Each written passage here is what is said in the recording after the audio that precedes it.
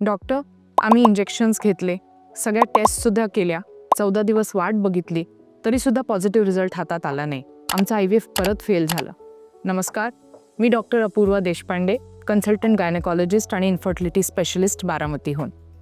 माझ्याकडे कित्येक असे पेशंट्स येतात जे मला विचारतात, मॅडम आमचं परत IVF फेल झाले, आता आम्ही काय करायचं आहे. हताश होऊन जाऊ नका. आज मी हा व्हिडिओ बनवत आहे ज्याच्यामध्ये मी तुमचं शंका निरसन करणार आहे की IVF का फेल होतं, त्याची काय कारणं आहेत आणि त्यावर तुम्ही काय उपाय करू शकता. त्यामुळे शेवटपर्यंत हा व्हिडिओ जरूर बघा, लाईक करा जर तुम्हाला आवडत असेल आणि तुमच्या संबंधितांसोबत हा शेअर करा आणि जर तुम्हाला माझं चॅनल आवडलं तर प्लीज सबस्क्राईब करा.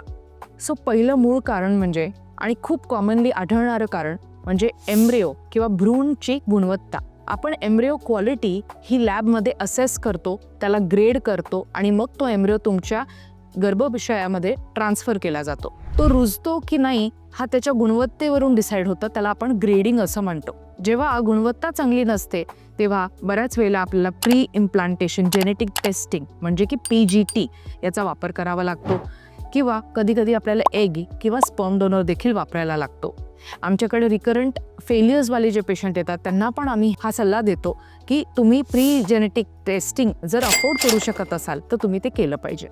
दुसरं खूप महत्त्वाचं कारण म्हणजे गर्भाशयात आढळणारे अडथळे. म्हणजे काय, नेमके फायब्रॉइड्स, पॉलिप, जर चिकटपणा असेल ज्याला आपण अधीजन्स किंवा ॲशरमन सिंड्रोम असं म्हणतो किंवा अडिनोमायोसिस किंवा एंडोमेट्रिओसिस असे जेव्हा डिपॉझिट्स तुमच्या युट्रसमध्ये असतात तेव्हा सुद्धा इम्प्लांटेशन फेलियर होऊ शकतो. म्हणजे जर तुम्ही चांगला भ्रूण टाकताय तरीसुद्धा जर अडथळा असेल तर त्या गर्भपिशवीमध्ये तो भ्रूण रुजणार नाही. यावरती उपाय म्हणजे 3D सोनोग्राफी जेव्हा आपण ट्रान्सफरच्या आधी करतो त्याच वेळी आपल्याला बरेचसे मुद्दे लक्षात येतात. पण जेव्हा तेही लक्षात येत नाही, जसे की कधी कधी आपल्याला काही पॉलिप्स किंवा जे चिकटलेले जे अधेजन्स असतात ते दिसत नाहीत, त्यावेळेला हिस्ट्रोस्कोपीचा आपण वापर करतो. ते करून सुद्धा यश मिळत नसेल तर आपण एंडोमेट्रियल रिसेप्टिव्हिटी टेस्टिंग हे सुद्धा करू शकतो.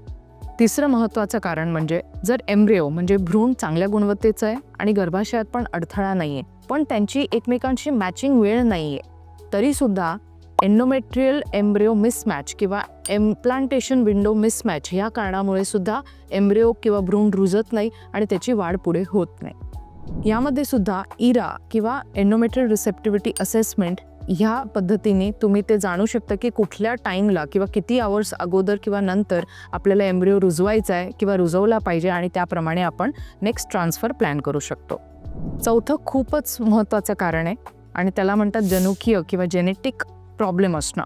जेव्हा भ्रूणमध्ये जेनेटिक प्रॉब्लेम असतात तेव्हा तो मायक्रोस्कोप खाली पण दिसू नाही शकत. आपण एम्ब्रिओला ग्रेड करतो पण त्याचं जेनेटिक मेकअप बघू शकत नाही.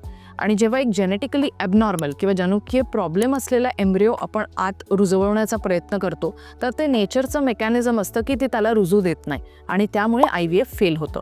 यावर सुद्धा आपण प्री इम्प्लांटेशन जेनेटिक टेस्टिंगचा वापर करतो. ज्यांना रेकरंट मिसकॅरेजेस होतात त्यामध्ये सुद्धा आपण PGT वापरतो. PGTचा वापर आपण पुन्हा एकदा जर 35च्या वरची महिला असेल तर तिच्यामध्ये सुद्धा सिलेक्ट केलेला एम्ब्रिओ म्हणजे चांगला भ्रूण किंवा एक जेनेटिकली नॉर्मल भ्रूण निवडून आपण तिच्या त्या गर्भाशयात सोडू शकतो. पाचवं महत्त्वाचं कारण म्हणजे तुमची जीवनशैली, तुमचे स्ट्रेस लेवल्स. हे कधीच आपण आपल्या रेट्रोस्पेक्टिव्ह ॲनालिसिसमध्ये फीचरच करत नाही. जर तुमचे स्ट्रेस लेवल्स खूप हाय आहे, तुम्हाला PCOD होतं, तुम्ही खूप ओबीज आहात म्हणजे तुम्हाला लठ्ठपणा आहे, स्थूलपणा आहे, तुम्हाला थायरॉइड होतं, ते तुम्ही करेक्ट करताय पण तरीसुद्धा हे तुमच्या IVFच्या फेलियरचे कारणं होऊ शकतात. पण त्यांना तुम्ही न बनू देणे म्हणजे तुम्ही त्याचं करेक्शन वेळीच करणे हेच तुमच्या हातात असतं. त्यामुळे जर तुम्हाला PCOD, ओबेसिटी, थायरॉइड असे कुठलेही प्रॉब्लेम्स असतील तर तुम्हाला याच्यावरती योग्य वेळी उपाय करूनच IVFसाठी पुढे जायला पाहिजे.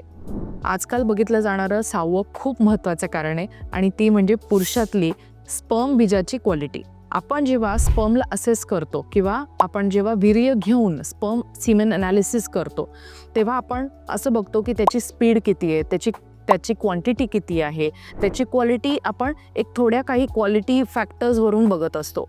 पण जर आपण मुळात शिरलो तर आपल्याला कळेल की DNA फ्रॅगमेंटेशन इंडेक्स ही आता नवीन पद्धती उपलब्ध आहे की जेणेकरून आपल्याला कळतं की हा फ्रॅगमेंटेड DNA कॅरिंग स्पर्म आहे आणि ते किती प्रमाणात त्याच्यामध्ये ते प्रेझेंट आहेत. जर 15% ते 25% अशा रेंजमध्ये असेल तरी आपण मॉडरेट म्हणतो, पण 25%च्या वरती जर फ्रॅगमेंटेड DNA असेल तर तो सुद्धा IVF फेलियरचा कारण बनतो.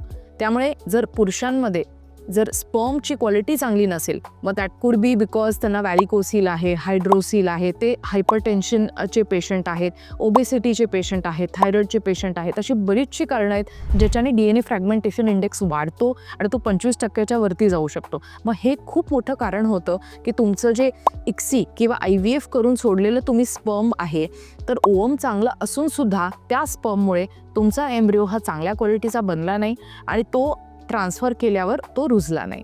तुमच्या सीमेन क्वालिटी किंवा तुमच्या स्पर्म ॲनालिसिसबद्दलचं तुम्हाला काही डाऊट्स असतील तर त्यावर देखील मी पुढचा व्हिडिओ बनवणार आहे आणि मी तुम्हाला नॅचरली कसं स्पर्म क्वालिटी इम्प्रूव्ह करायची त्याबद्दल तुम्हाला सांगणार आहे.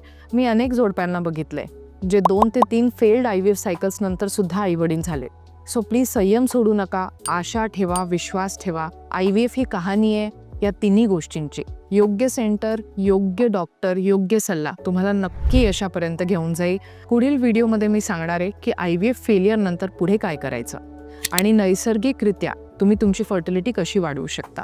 तुम्हाला हा व्हिडिओ आवडला असेल तर नक्की लाईक करा, तुमच्या मित्रांबरोबर तो शेअर करा आणि आमच्या चॅनलला सबस्क्राईब करा. तुम्हाला जर तुमच्या IVFबद्दल किंवा IVF फेलियर्सबद्दल काही डाऊट्स असतील तर प्लीज मला कमेंट्समध्ये कळवा, मी त्याचं उत्तर देईन.